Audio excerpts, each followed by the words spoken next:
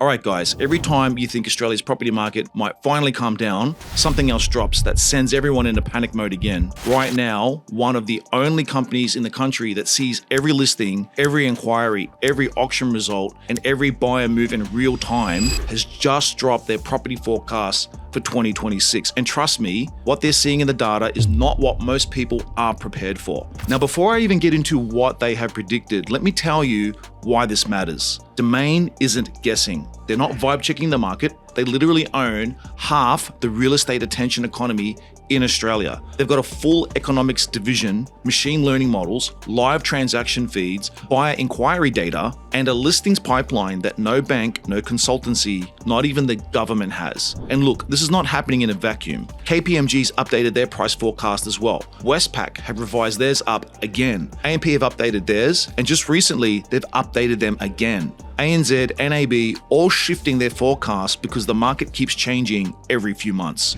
Rate cuts, rising wages, new housing incentives, falling listings, surging rental demand. Every few weeks, something new drops and forces everyone to rethink 2026 and 2027. But now Domain has weighed in, and they're not the first, and they won't be the last. This report has some massive implications for buyers, investors, renters, and anyone sitting on the sidelines, hoping the market will magically get easier next year. So if you're wondering, should I wait? Will the competition for property calm down? Will 2026 finally be the year I can breathe? Stay with me, because some of Domain's findings generally shocked me, and I guarantee you haven't heard the full picture anywhere else. Let's break it all down. Now, Domain says we're entering a two-phase cycle in 2026. The first half, strength, heat, competition. This is when the bulk of the growth is going to happen. The second half, a little more moderation, but still a lot of pressure. Not a decline, just slightly less acceleration. And what's causing this two-phase structure? Three forces are colliding at once in the first half of 2026. Number one, lower borrowing costs. Interest rates are no longer climbing, they're steady. Borrowing costs are easing. This is creating confidence again. Number two, rising incomes. Wages have gone up 2 years in a row, giving households more capacity than the doom and gloomers want to admit. Three, a demand bomb from the first home guarantee scheme. I'll break this down properly in a minute, but this scheme is so powerful. Domain says it has the same impact on prices as 5 RBA rate cuts at once. And even though population growth is slowing slightly, the actual housing supply problem has not improved. Listings are still well below where they should be. Completions are super slow. Builders are still struggling. Councils are still bottlenecked. So heading into 2026, you've got this strange situation. Demand is rising, supply is still tight, confidence is returning, but no part of the market is moving in sync. And that sets the stage for what comes next. You have to realize the end of 2025 and the beginning of 2026 is a crucial time to move for any investor or any home buyer. Domain's biggest call, and honestly the most explosive part of this report. They detail the impact of the expanded 5% deposit scheme. Forget everything you thought you knew about first home buyer demand. This scheme has changed the game. It's uncapped, it has no limit, no annual limit, and the price caps are massive now, meaning tens of thousands of people who thought they were 2, 3, even 4 years away from buying, they can now buy now. So that future demand for the future has been pulled forward to today. These buyers from the future are suddenly buying now.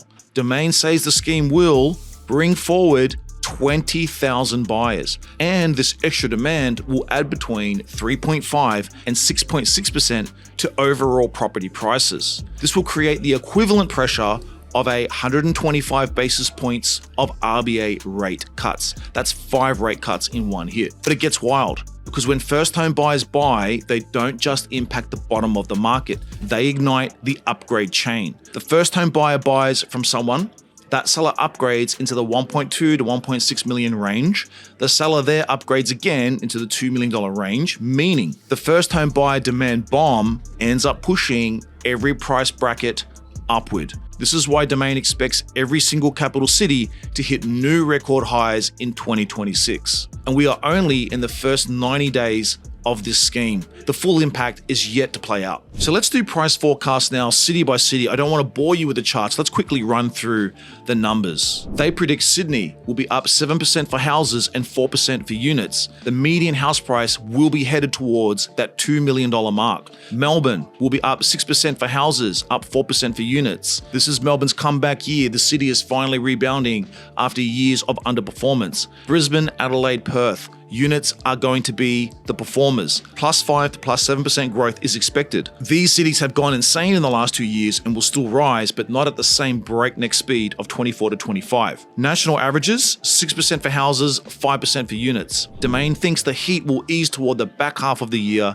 but easing is not the same as falling. Let's talk about rents. Rents will still be going up. This is actually the brutal reality that all renters will face in 2026. Domain expects rents to rise 3% for houses and 4% for units. We will hit rental records for rent prices in every major city. And the reasoning is simple. Supply is not keeping up. Investors are still far below historic market share. Vacancy rates are still at rock bottom. Migration is still high and completions are still weak. In other words, renters are still going to do it very tough next year. So what do you do with all of this information? Here's the honest truth. The pipeline of buyers coming into the market in 2026 is going to be massive. The first-time buyer surge is real. Investor demand is accelerating again. Stock levels are low. Supply is improving but slowly. Rates will be stable. Incomes will be rising and rents will be climbing. This is not a normal cycle. It's a policy-driven, demand-heavy, supply-starved cycle. And even if the market moderates in late 2026, moderation is not a correction. Which brings me to the real question